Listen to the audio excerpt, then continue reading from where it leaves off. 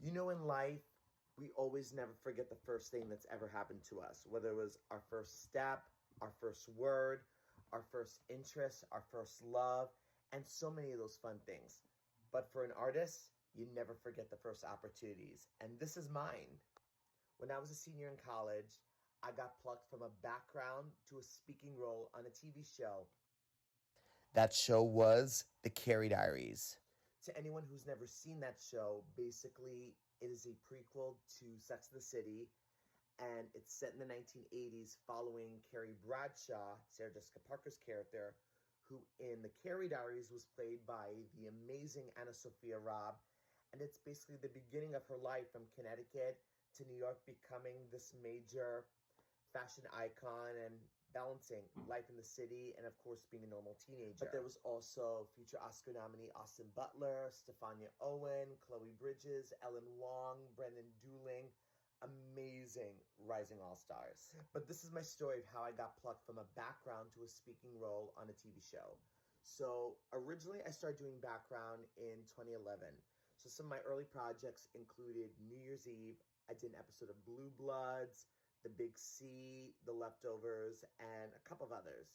So I was just kind of getting my feet wet of learning what it's like to act for the cameras and all that fun shenanigans. But then I get a call being asked to come on this particular TV show, which was going to be this prequel to Sex and the City. And when I first saw the name, The Carrie Diaries, I actually thought it was going to be another Carrie, basically a dark miniseries inspired by Stephen King's Carrie. But I do love Stephen King's Carrie, especially the musical. My first episode was in the fall of 2012. We did an episode that took place at a homecoming dance. And very simple, party harding. We all had dance partners and we were just having a great time. Until they took me away from my dance partner during the slow dance sequence and they had me in the middle crying. I was actually in such a crappy mood anyway that day, so kill two birds. And then the next day they had me in a whole hallway scene. So I thought that was going to be the whole end of my time on that show, even though it was just 2 episodes in season 1. But then fast forward, they get picked up, and then that's when slowly but surely, even while I was in college, they start calling me a lot more to be on season 2. Anyways, we start on season 2 in 2013 with a free concert in Prospect Park with over 300 people. This was not AI, y'all. Then they start to call me back more frequently to come in and do a bunch of school hallway scenes, both on location and at the studio where the show was filmed. So a lot of the episodes for the Carrie Diaries were shot at Steiner Studios in Brooklyn. It's this humongous Hollywood soundstage right in the heart of the Brooklyn Navy Yard, so it's right on the water, and you get a view of the Manhattan skyline. It's one of my favorites, especially at night. Got to know a lot of the crew, the principal actors, and my fellow background actors as well, and we got along so well.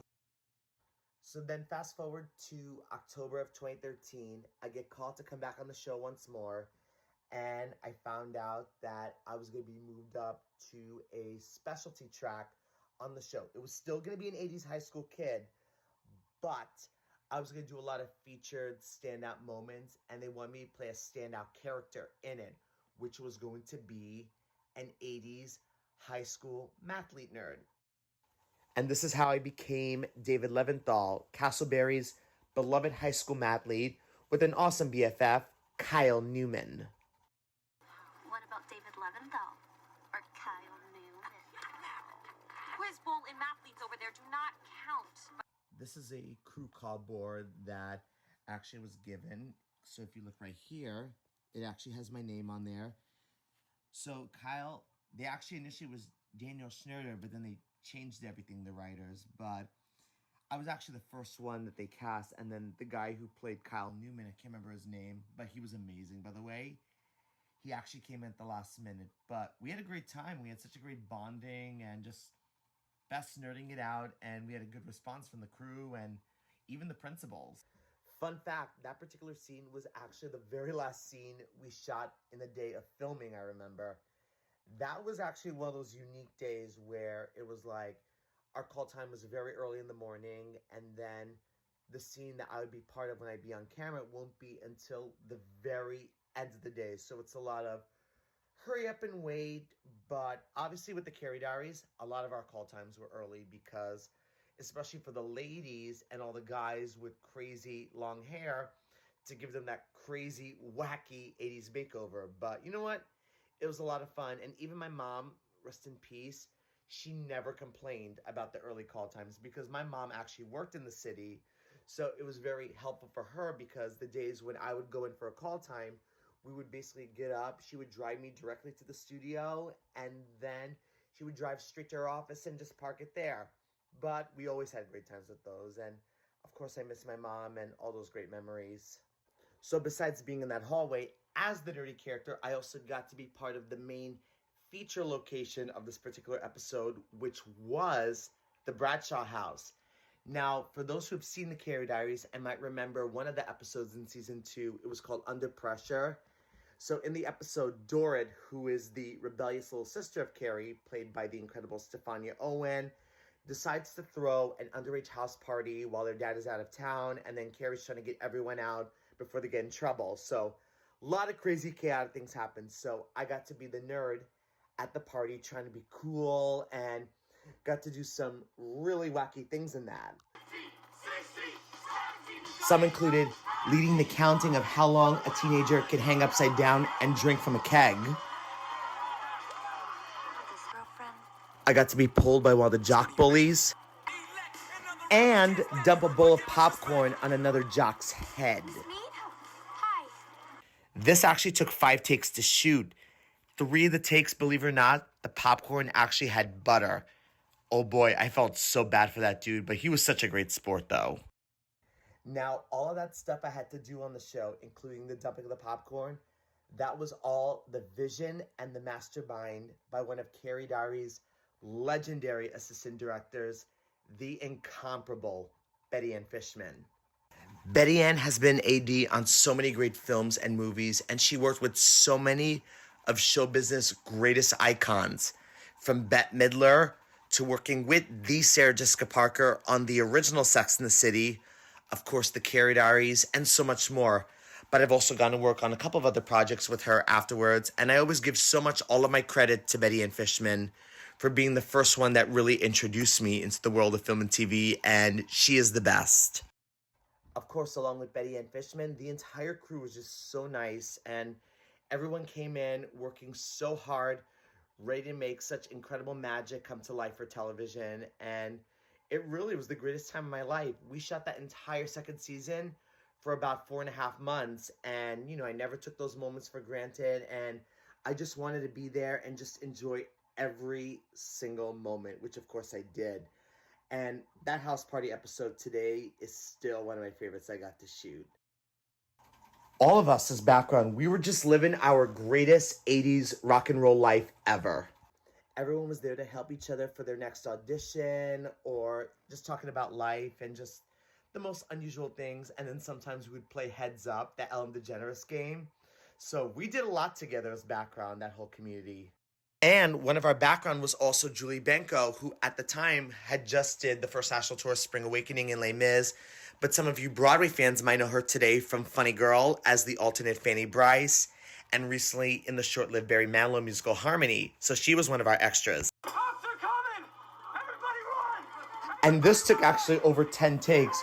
Poor Austin Butler lost his voice by the end. Austin Butler was so nice to everyone on set. I actually remember one of the coolest things was, because I was right next to the door, when he comes in yelling and tells everyone to get out, me and then the girl who escorted me out, as soon as we were the first to go out of the house, I remember he taps me on the shoulder. But that was really cool. It was like a little brotherly moment, but he was so nice. He was very cool and very laid back, and we were just talking about music and just all that fun stuff. So now this is when the start of how the speaking role comes into place. So what happens is we had just finished shooting the house party episode, and then I get called back again as that nerdy character, but for another episode, but it was just like a regular casual cross in the hallway scene. Future Tony nominee Derek Klena was on set that day. Not only I was told to be going in for another day of background, at the same time, the casting directors for all the background faxed my information to the principal casting directors, who were interested of having me come in as a possible guest star speaking role on the show. So they gave me the material and I had to submit it really, really fast. Well, obviously it was crazy because I was at school and being able to balance all the background days. But then luckily, one of my friends, Elizabeth Montanaro, who was also a background on set, she came in and read for the role of Mouse, usually played by Ellen Wong, and we were able to get the self-tape done in the hallway of Steiner Studios, and we sent it right away. Hi, my name is Michael Haber. I'm 21 years old, and I'm auditioning for the role of Random Kid on CARRIE Diaries. It's a sad state of affairs that smart people, especially beautiful young women, are made to feel ashamed of their intellectual prowess when they should be celebrated. Suck it, nerd. But sending it in the email to the principal casting director, that was crazy because, I thought I was going to put it in a proper folder and then go directly to the casting company. Apparently, there was a weird glitch with it. So then it took a while and then we were able to work it out and thankfully they got it. But then after a couple of days, I found out that I actually didn't get it and that they were going in a different direction. But we would like to consider you in the future for something else, which I still think was really nice. But it was kind of an honor and just so sweet that they thought of me. So now this is where the twist of events happen. So we're filming the Big Prom episode. This is the second to last in the series. It's called This Is the Time. So we shot it at the famed Waldorf Astoria in Manhattan. First of all, one of the most beautiful hotels in New York, by the way. And we were shooting it there and everything was going normal. I was just going to go in for another day. They dressed me up in the 80s nerdy attire with the glasses, but my tuxedo was so lit. Now, the tuxedo was the same style as in the movie Dumb and Dumber. So you can tell it's baby blue with the ugly ruffles, the bow tie. Very 1980s vibe. So that costume was given to me by the wardrobe team. And I want to give a shout out to the 3 stylists I had every time I went onto the show and I had to have a fitting. Shannon, Ashley, and Gina, they always knew the right looks they would always put me in. And that was one of the very unique things. Again, being with the crew and everyone got along and just that tight-knit family vibe. But I am so grateful for the wardrobe team. Of course, a lot of the background actors got a little jealous of the tuxedo. But everyone looked so amazing in their best 80s attire, and we just had the best time. And I had the incredible on-screen prom date, Emily Annabelle, and we were just rocking out to Rock Me Amadeus and Time After Time. All those great classic 80s songs. All at the start of 6 a.m. in the morning. So then fast forward, we just come back from our lunch break after 8 hours of filming, and they call us back to set. But one of the other ADs takes me aside to another table opposite the set where the other scene was filming. So they just had me waiting there, and apparently some of the wardrobe team came in. They were just kind of like playing around with my costume to saying that there was something funny, and they were just trying to get something off of it because it was also raining that day, by the way. So they were just kind of fix everything to make everything look nice and neat, especially for something so elegant as the Dumb and Dumber tuxedo. So then, this is happening for about like a good 10-15 minutes, and they're shooting the scene, which coincidentally was the same scene as the sides I had from the initial audition. So this is the original sides that I had to audition for the part with. So there's the line, "Suck it, nerd."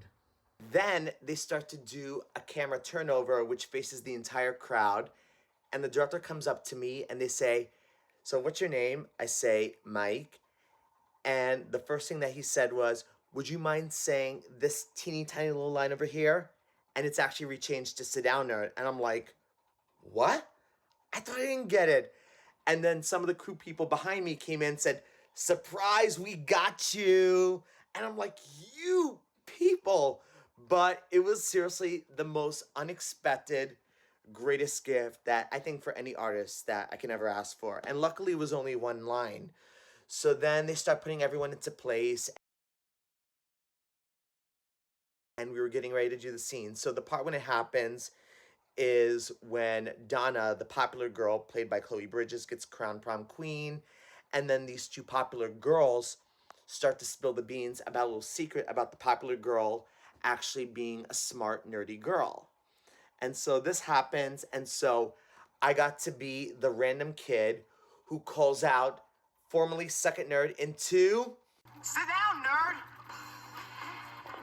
Of course, all my friends who were background as well, everyone got so excited. They were cheering really loud and giving me so much support, excitement, and showing they're proud. And it really just is a reminder that why I do this and how much I love to act and just being there and taking part in every great moment. So I'm so grateful to the company of the Carrie Diaries for always keeping me in great hands. And that show alone was the one that got me my SAG card, and the rest is history. Now, little by little, day by day, continuing to grow and hopefully get more speaking roles for things and eventually, especially the stage next. But never take those moments for granted and enjoy every opportunity out there that life gives you. So that was my Carrie Diary story. Thanks for watching.